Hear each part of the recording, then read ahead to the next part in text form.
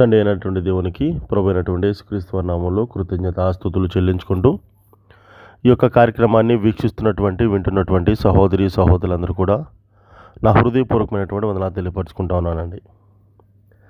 Day 3 ఈ యొక్క 3వ పాఠంలో యేసుక్రీస్తు వారు పుట్టినటువంటి ఆ సందర్భంలో రాజకీయ యాజకీయ పరిస్థితులు ఏ విధంగా ఉన్నవి అని మనం ఈరోజు తెలుసుకునే ప్రయత్నం చేద్దాము.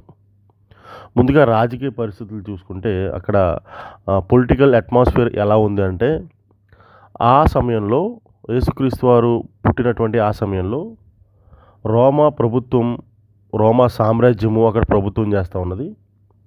యోదయ ప్రాంతానికి హేరోద్ అనే ఒక రాజు అధికారిగా నియమింపబడి ఉన్నాడు.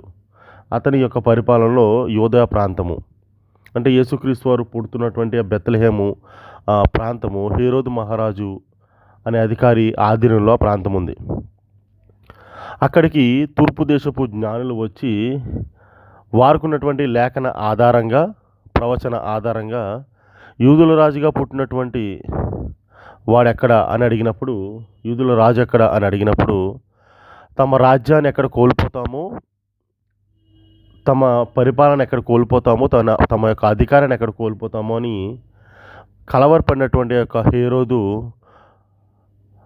ఎలా ప్రవర్తించాడు, ఎంత క్రూరంగా అతను ప్రవర్తించాడు, ఎంతమంది శిశువుల్ని హతము చేశాడు, ఎలా కలవరపడ్డాడు అనే విషయాలు మనకి బైబిల్ గ్రంథంలో క్లియర్గా పరిశుద్ధమైనటువంటి గ్రంథంలో దేవుడు బయలుపరుచున్నాడు, వ్రాయించున్నాడు. అతడు ఎలా జనాభా లెక్కలు వేయాలి, ఎవరు పుట్టారు, మగ శిశువులు ఎక్కడెక్కడ 2 సంవత్సరాల లోపు పిల్లల్ని ఎక్కడ పుట్టినను వారిని వెంటనే హతం చేయండి అని ఒక హుకుం జారీ చేసి ఉన్నాడు. దానికి అనుగుణంగానే ఎంతో క్రూరమైనటువంటి రోమా సామ్రాజ్యపు సైనికులు ఎంతోమంది పసిపిల్లల్ని, శిశువుల్ని, 2 సంవత్సరాల లోపు గల శిశువుల్ని హతం చేసినట్టుగా మనకి చరిత్రకారులు కూడా చెప్తా ఉన్నారు. మరొక ప్రక్క యాజకులైనటువంటి ప్రధాన యాజకులుగా ఆ సమయంలో ఉన్నటువంటి హన్నా మరియు కయప అనే ఇద్దరు చాలా కుయుక్తి కలిగినటువంటి వారిద్దరు కూడా దేవాలయంలో నిత్యము కూడా వారి పనులను నిర్వర్తిస్తూ ఈ యొక్క రోమా సామ్రాజ్యానికి రోమా అధికారి అయినటువంటి రాజు అయినటువంటి హేరోదికి కూడా వారు చాలా క్లోజ్ అసోసియేట్ కలిగిన వారిగా మనకి గ్రంథం కనబడుతూ ఉంది. గ్రంథంలో యేసుక్రీస్తు వారిని వారు విచారణ చేసినట్టుగా మనకి గ్రంథంలో కనబడుతూ ఉంది. యేసుక్రీస్తు వారు శిలువ మరణానికి ఎక్కడానికి ప్రధాన కారకులుగా కూడా వీరు కనబడుతూ ఉన్నారు గ్రంథమందు.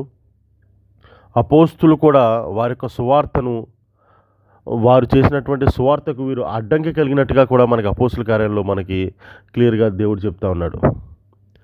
ఈ ఇరువురు కూడా రాజకీయ యాజకీయ పరిస్థితులు ఇటువంటి పరిస్థితుల్లో కూడా దేవుడు అద్భుతమైనటువంటి రీతిగా యేసుక్రీస్తు ప్రభుల వారిని తల్లి మరే గర్భాన్న పుట్టించడం జరిగింది. సురక్షితంగా ఆయన ఐగుప్తు ప్రయాణానికి ఆయనని తల్లిదండ్రులు ఐగుప్తుకి తీసుకువెళ్ళే కార్యక్రమంలో కూడా దేవుడు అద్భుతమైనటువంటి రీతిగా వారికి సహాయం ఉండడం కూడా జరిగింది. కాబట్టి రాజకీయ పరిస్థితుల్లో హేరోదు ఎంత క్రూరంగా ప్రవర్తించాడు, అదేవిధంగా హన్నా కయపలు కూడా తనకి ఏ విధమైనటువంటి తోడ్పాటును, సహాయాన్ని అందించారనే విషయాన్ని మనం తెలుసుకున్నాం. ఇటువంటి పరిస్థితుల నడుము కూడా దేవుడు అద్భుతమైన రీతిగా ఏ విధంగా యేసుక్రీస్తు వారి పుట్టుకలోనూ ఆయన యొక్క ఐగుప్తు ప్రయాణంలోనూ కూడా ఎలా తోడుగా ఉన్నాడనే విషయాన్ని కూడా జ్ఞాపకం చేసుకున్నాం. రేపటి దినాన మరొక అంశంతో మనం ఈ యొక్క సిరీస్ని కొనసాగింపుగా మాట్లాడుకునే ప్రయత్నం చేద్దాము. శ్రద్ధగా ఉన్న మీ అందరూ కూడా ప్రభు నామములో వందనాలండి. తండ్రి అయినటువంటి దేవునికి, ప్రభు అయినటువంటి యేసుక్రీస్తు వారి నామములో కృతజ్ఞతాస్తుతులు చెల్లించుకుంటున్నాను.